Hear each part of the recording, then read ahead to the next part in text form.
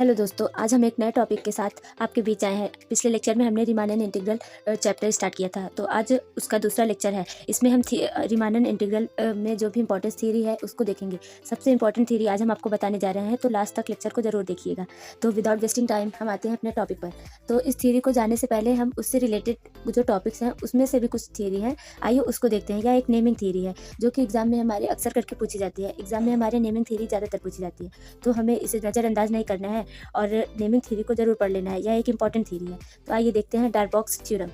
Darboux theorem क्या है, आइए इसको जानते हैं पहले। Let F such that closed interval A B extends to R B A bounded function then to every epsilon is greater than 0 for every del is greater than 0।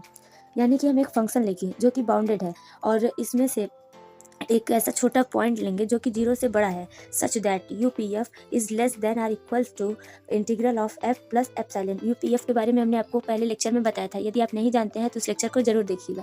You P F मतलब होता है अपर Riemann सम, और ये जो sign हमने लिखा है integral के रूप में, इसको हम लोग अपर रिमानन इंटीग्रल बोलते हैं। और L P F is greater than are equal to integral of F minus epsilon. और एल पी एफ जो होता है वह लोअर रिमानन इंटीग्रल होता है, लोअर रिमानन सम होता है। और ये जो साइन है ये लोअर रिमानन इंटीग्रल होता है for every partition and P with norm of P. यह नॉर्म ऑफ पी का साइन है, हमने आपको पिछले लेक्चर में इसे बताया है। आप प्लीज़ एक बार उसको जरूर देखिएगा, तभी इस लेक्चर पर आइएगा। Is less than are equals to del M into B minus A. B minus A यहाँ पर क्या है, जैसे हमारा जो पहला पॉइंट है और जो लास्ट पॉइंट है, यानी कि सुप्रीमम एंड इन्फीमम आप जानते होंगे। तो ये बी जो है यहाँ पर सुप्रीमम है और ए जो है इन्फीमम है, यानी ये लास्ट पॉइंट है एंड ये फर्स्ट पॉइंट है, और ये स्मॉल एम यहाँ पर इन्फीमम का कार्य कर रहा है। तो ये हो जाएगा M into B minus A is less than are equal to L P F is less than are equal to lower Riemann sum is less than or equal to upper Riemann sum is less than or equal to UPF is less than or equal to capital M into B minus A। Capital M यहाँ supremum है और small m यहाँ infimum है। तो आइए हम अपनी theory को देखते हैं, क्या है हमारी थ्योरी आखिरकार, जिसके बारे में हम शुरू से डॉर्बॉक्स थ्योरम को पढ़ रहे हैं।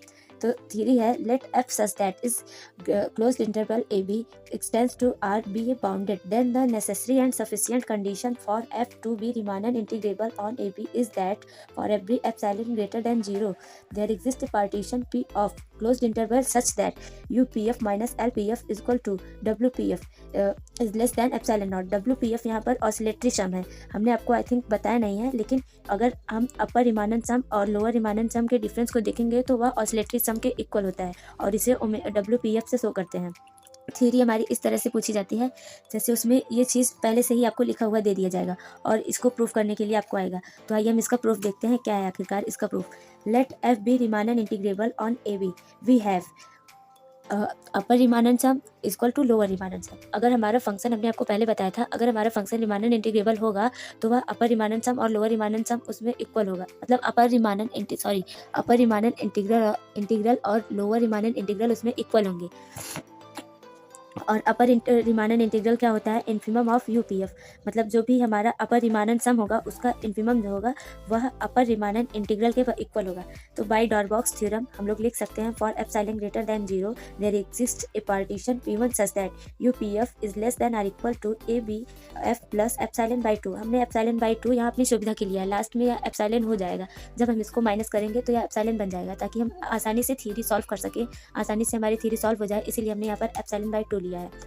सिमिलरली इसी तरह से हम एलपीएफ के भी बारे में लिख सकते हैं by Darboux's theorem. Lower Riemann sum is equal to supremum of LPF for all partition P there exist a partition P2 such that LPF is greater than are equal to lower Riemann integral minus epsilon by 2। इसको हम और भी लिख सकते हैं कि lower Riemann integral is less than LPF plus epsilon by 2। हमने यहाँ पर लोअर रिमानन इंटीग्रल को दूसरे साइड कर लिया है, तो यहाँ पर साइन आप देख सकते हैं चेंज हो गया है। Let P is equal to P1 union P2 then P is a refinement of P1 and P2 and hence inequality second and third becomes UPF less than upper Riemann integral plus epsilon by 2। इसको हम equation 4 मान लेंगे। And lower Riemann integral is less than LPF plus epsilon by 2, इसको equation 5 मान लेंगे। अब दोनों equation को हम ऐड करेंगे तो हो जाएगा UPF plus lower Riemann integral is less than upper Riemann integral plus LPF plus epsilon by 2 plus epsilon by 2। तो हो जाएगा यूपीएफ माइनस एलपीएफ, इसको इस साइड हम लेते आए हैं और यहाँ पर लोअर रिमानन इंटीग्रल को अपर रिमानन इंटीग्रल के साइड लेते गए हैं। तो यहाँ हो जाएगा UPF minus LPF is less than upper Riemann integral minus lower Riemann integral, इसको जब सॉल्व करेंगे तो यह एप्सिलॉन हो जाएगा। तो यहाँ लिख सकते हैं हम UPF minus LPF is less than epsilon.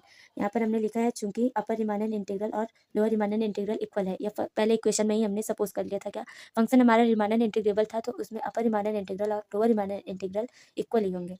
तो this proves the necessary part, हमने यहाँ नेसेसरी पार्ट प्रूव कर दिया है। नेसेसरी पार्ट हमने यहाँ प्रूफ कर दिया है। अब इसका हम सफिशिएंट पार्ट भी प्रूफ करेंगे। इसका मतलब होता है अब हमने जिस तरह से रिमानन इंटीग्रल मान करके प्रूफ किया था इसको, अब यहाँ पर हम इसको लेकर के फंक्शन को रिमानन इंटीग्रेबल प्रूफ करेंगे।